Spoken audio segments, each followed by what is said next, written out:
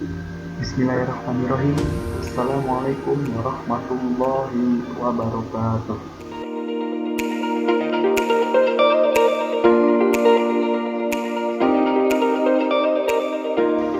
Perkenalkan saya Ilham Zaki. Di sini akan sedikit menjelaskan apa itu sistem ekonomi sebagai penggerak. Apa itu sistem, apa itu ekonomi, dan apa itu sistem ekonomi, dan apa fungsi dan macam-macam daripada sistem ekonomi yang akan menjadi sebagai suatu penggerak. Kita masuk kepada pengertian sistem.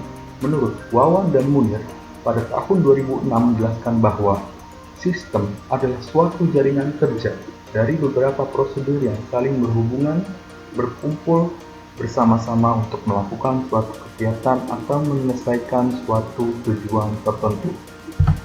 Kita masuk kepada bagian yang selanjutnya, yaitu pengertian dari ekonomi. Pengertian ekonomi menurut bahasa Yunani adalah oikos dan nomos. Oikos yang berarti rumah tangga dan nomos yang berarti peraturan. Ekonomi dapat diartikan sebagai kegiatan manusia yang berhubungan dengan produksi, distribusi, dan konsumsi. Produksi adalah kegiatan menghasilkan barang, distribusi adalah kegiatan menyalurkan barang, dan konsumsi adalah kegiatan menghabiskan atau menggunakan barang. Pengertian ekonomi yang lainnya mengartikan juga bahwa ekonomi sebagai pengukur dari tingkat kemajuan suatu negara. Jadi ekonomi dapat menjadi tolak ukur suatu negara sejahtera, maju, atau tidak dari standar ekonominya. Sedangkan ekonomi secara umum dapat diartikan sebagai ilmu yang berhubungan tentang sumber daya material seseorang, masyarakat, dan negara untuk meningkatkan kesejahteraan. Seperti dikatakan sebelumnya, bahwa ekonomi suatu negara akan mempengaruhi kesejahteraan, akan mempengaruhi kemajuan, akan mempengaruhi keadilan di suatu negara. Kita masuk kepada pengertian sistem ekonomi menurut para ahli. Yang pertama ada Gillarson. Sistem ekonomi adalah keseluruhan tata cara untuk mengkoordinasikan perilaku masyarakat, produsen, konsumen, pemerintah, bank, dan sebagainya dalam menjalankan kegiatan ekonomi seperti produksi, distribusi, konsumsi, investasi, dan sebagainya, sehingga terbentuk satu kesatuan yang teratur dan dinamis dan terhindarkan dari kekacauan dalam bidang ekonomi. Yang selanjutnya, menurut McEachern, seperangkat mekanisme dan institusi untuk menjawab pertanyaan apa, bagaimana, dan untuk siapa barang dan jasa diproduksi. What, how, and for what.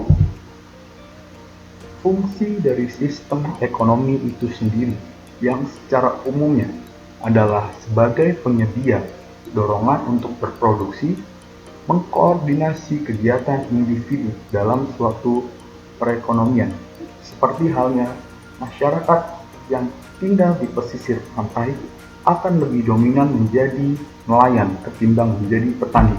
Itulah yang disebut koordinasi dari kegiatan individu yang menjadi masyarakat dalam suatu perekonomian di suatu negara. Sebagai pengatur dalam pembagian hasil produksi di seluruh anggota masyarakat agar dapat terlaksana seperti yang diharapkan dan menciptakan mekanisme tertentu agar distribusi barang pun dan jasa dapat berjalan dengan baik. Macam-macam sistem ekonomi. Macam-macamnya ada 5. Yang pertama itu ada sistem ekonomi tradisional, yang dimana sistem ekonomi tradisional masih mengikuti secara turun-temurun, seperti halnya barter. Itu adalah kegiatan ekonomi yang dijalankan secara turun-temurun dari kakek nenek moyang kita dan diturunkan kepada mereka yang masih menganut sistem ekonomi tradisional tersebut. Yang selanjutnya ada sistem ekonomi komando, yang dimana sistem ekonomi komando ini sepenuhnya dan seluruhnya dikendalikan oleh pemerintah. Semuanya, mulai dari produksi, distribusi, dan konsumsi, pemerintah yang mengatur. Masyarakat tidak boleh ikut campur terhadap urusan ekonomi. Yang ketiga, ada sistem ekonomi liberal atau kapitalis. Dan sistem ekonomi yang ini lebih kepada membebaskan masyarakatnya untuk membuat usaha apapun untuk mencari keuntungan sebesar-besarnya ataupun ingin memiskinkan rakyat yang lainnya. Mereka membebaskan rakyatnya untuk saling jatuh-menjatuhkan di dalam sistem ekonomi liberal kapitalis. Yang keempat ada sistem ekonomi campuran, ialah campuran antara sistem ekonomi komando dengan sistem ekonomi liberal kapitalis, yang dimana peraturan dibuat oleh pemerintah dan masyarakat menjalankannya berdasarkan kepada liberal kapitalis. Yang kelima, sistem perekonomian Indonesia. Mengapa sistem perekonomian Indonesia? Karena Indonesia tidak mengikuti sistem ekonomi dari keempat tersebut. Indonesia memiliki sistem ekonominya sendiri, seperti halnya sistem perekonomian Pancasila yang tetap berdasarkan kepada demokrasi, di mana kebutuhan yang lebih banyak dibutuhkan oleh masyarakat akan dikendalikan oleh pemerintah, dan pemerintah adalah atas pilihan dari masyarakat. Itulah sebabnya swasta tidak berhak untuk memegang atau mengendalikan suatu kebutuhan yang banyak dibutuhi oleh masyarakat Indonesia. Kita memasuki komersial, ekonomi yang berbasis online, atau dikenal juga di Indonesia itu seperti halnya e-commerce. E-commerce di Indonesia berkembang sangat pesat sekitar kurun waktu 20 tahun terakhir, yang kemudian fenomena ini muncul menggerakkan ekonomi digital Indonesia, dan akhirnya Indonesia telah mencapai ekonomi 4.0. Walaupun belum semuanya dapat berkembang, belum semuanya bukan berarti tidak ada yang berhasil.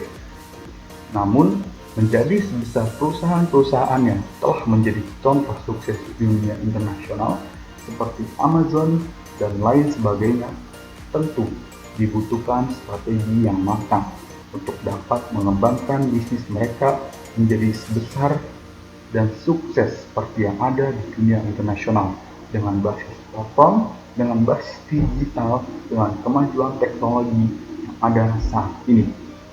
Sekian presentasi dari saya. Wabillahi taufiq wal hidayah. Wassalamualaikum warahmatullahi wabarakatuh.